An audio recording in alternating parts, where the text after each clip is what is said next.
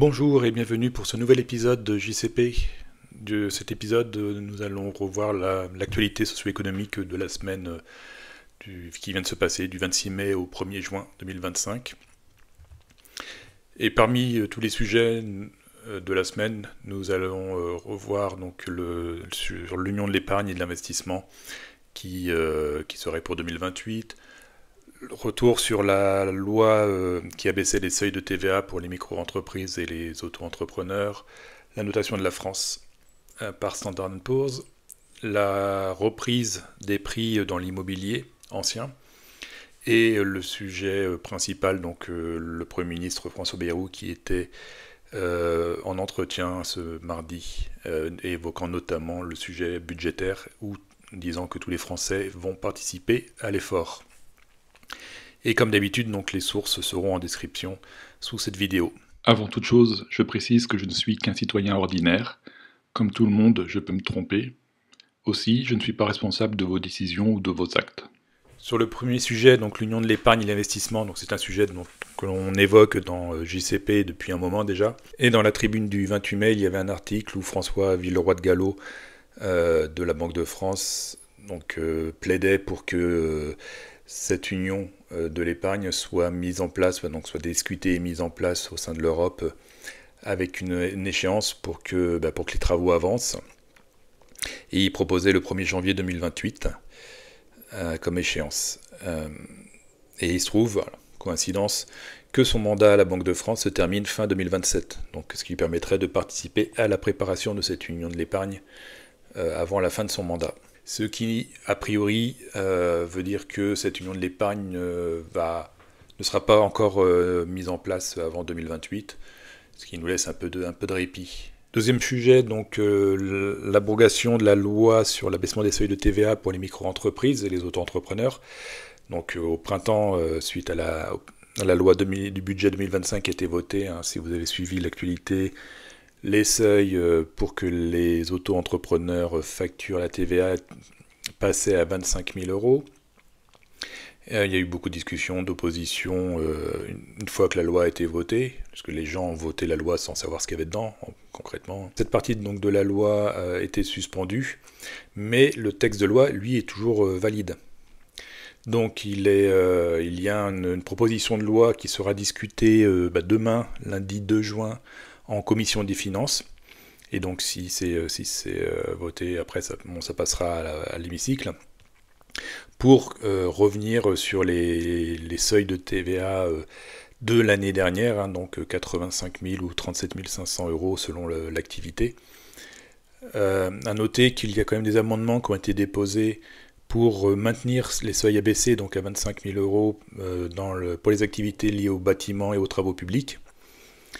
Donc on verra demain soir les résultats de cette commission. Et par ailleurs, ça ne veut pas dire que le sujet ne sera pas à nouveau débattu pour le budget 2026, donc, qui sera discuté dans les mois à venir.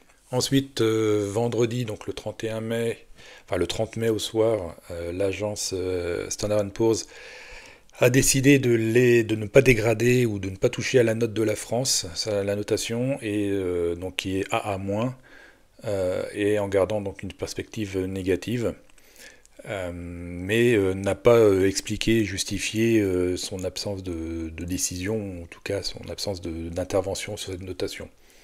Pour mémoire, les deux autres agences majeures, donc Moody's, avaient aussi rien fait en avril, et Fitch, c'était en mars.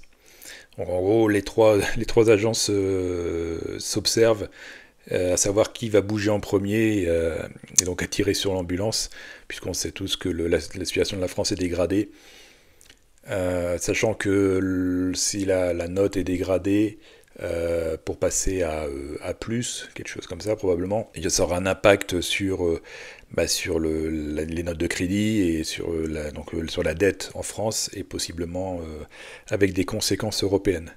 Donc c'est pour ça que je pense que les agences sont un peu frileuses et probablement attendent le prochain exercice de mise à jour des notations, donc en septembre-octobre, puisqu'entre-temps, il y aura des avancées dans les discussions budgétaires et peut-être des signaux qui vont les rassurer ou pas sur la maîtrise du budget. Sur un autre volet, donc sur l'immobilier ancien, aujourd'hui dans les Échos, il y avait un article qui parlait d'un baromètre qui donne que les prix dans l'immobilier ancien se stabilisent, voire augmentent. Donc en France, depuis le début de l'année, les prix en moyenne ont augmenté de 0,6%. Avec aussi une augmentation du volume des ventes. Bon, malgré cela, pour les achats pour faire du locatif ou des résidences secondaires, c'est moins flagrant. Donc c'est plutôt pour de la résidence principale que la dynamique reprend. Bien entendu, les prix vous savez, les prix de l'immobilier ont fortement baissé ces 2 dernières années en raison de la hausse des taux d'emprunt. Mais comme les taux d'emprunt sont en train de baisser, donc ça permet aux acheteurs de se lancer dans l'achat d'immobilier ancien. Pour la suite, c'est pas clair, c'est pas sûr comment les taux d'emprunt vont évoluer. Donc il y a peut-être une fenêtre qui s'est ouverte et probablement ceux qui étaient un peu en statu quo, en stand-by, attendaient que cette fenêtre, ce bon moment de baisse des prix et de baisse des taux apparaisse. Après, voilà, est-ce qu'il y aura suffisamment de demandes pour que cette reprise continue ou est-ce qu'on a juste un pic de transactions qui va se calmer parce qu'il n'y aura pas assez d'acheteurs par la suite. On verra les chiffres dans les mois qui viennent.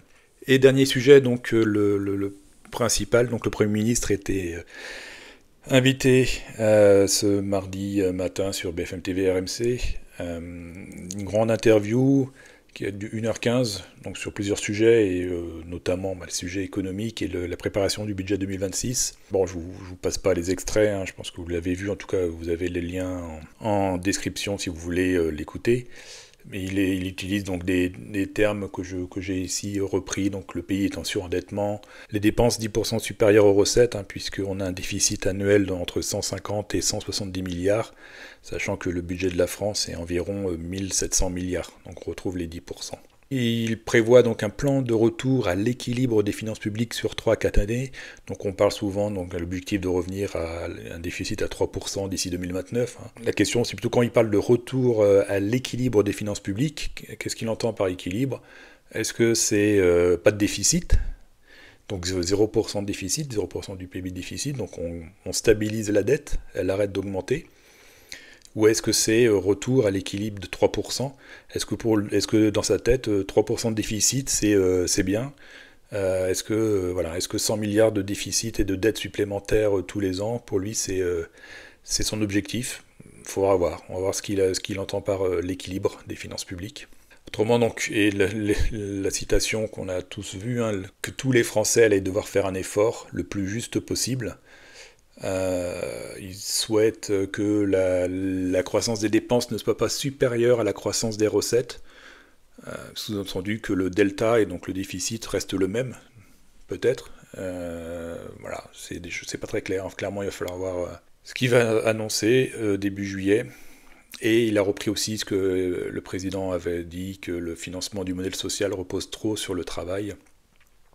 Et ce qui avait relancé les discussions sur la TVA, ce qu'ils appellent sociale, en tout cas l'augmentation des taux de TVA, en échange d'une baisse des cotisations patronales ou salariales sur les bulletins de salaire. Le problème, c'est que si on baisse d'un côté pour augmenter de l'autre, a priori, l'impact est nul sur le budget, donc ça peut changer la philosophie des prélèvements et de comment le modèle social est fait. Mais c'est pas ça qui va améliorer l'état financier du pays. Quand il dit que tous les Français vont devoir faire un effort, est-ce qu'il entend par là que l'effort est le même pour tout le monde? Ou est-ce que selon le public, donc selon les revenus, selon les types de revenus, selon si ce sont des particuliers, des entreprises, les efforts vont être différents, mais que tout le monde va être concerné par un effort d'une manière ou d'une autre? À voir dans son plan, dont il insiste en fait, dans l'interview, il insiste beaucoup sur le fait qu'il ne dira rien avant début juillet, et que rien ne fuitera, puisqu'il veut présenter un plan d'ensemble, et pas laisser sortir des mesures comme ça, isolées, sans avoir la vision globale. Est-ce qu'il faut craindre que les taxes sur les revenus du patrimoine augmente. Donc, par exemple, revoir le PFU, hein, bon, ça, je pense pas que Macron accepte que le PFU soit remis en cause.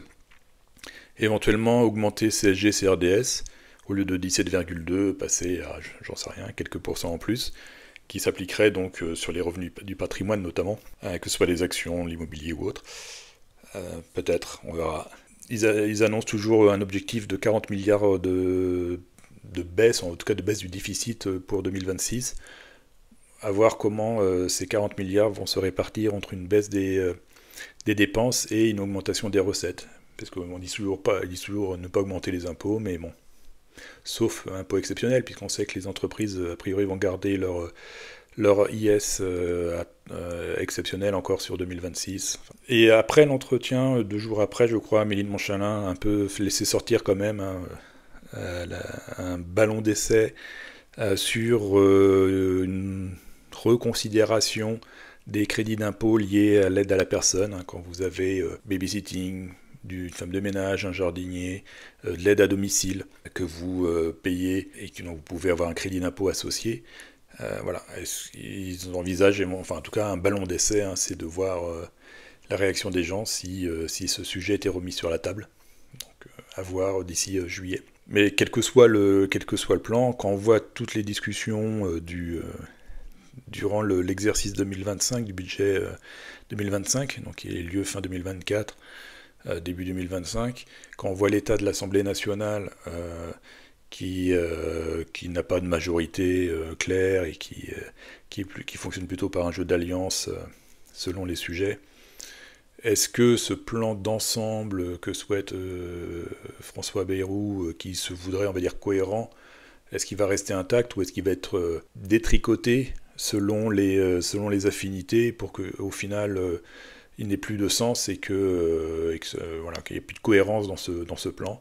Aucune idée, bien entendu. Hein. Je pense que tout ça, ce n'est que du teasing en quelque sorte d'ici juillet, donc on a encore un mois et demi à attendre. Bon, peut-être qu'entre-temps, forcément, il y aura peut-être d'autres ballons d'essai qui sortiront pour sonder un peu les réactions. Mais voilà, ça va être un sujet à suivre. Je pense que l'exercice budgétaire 2026 va être très intéressant à suivre à l'automne. Si l'Assemblée n'est pas dissoute d'ici là, puisque on va dire la date anniversaire d'un an pour pouvoir dissoudre l'Assemblée arrive aussi début juillet. Donc est-ce que le président va à nouveau dissoudre l'Assemblée cette année, ou est-ce que par le biais d'une motion de censure, justement, le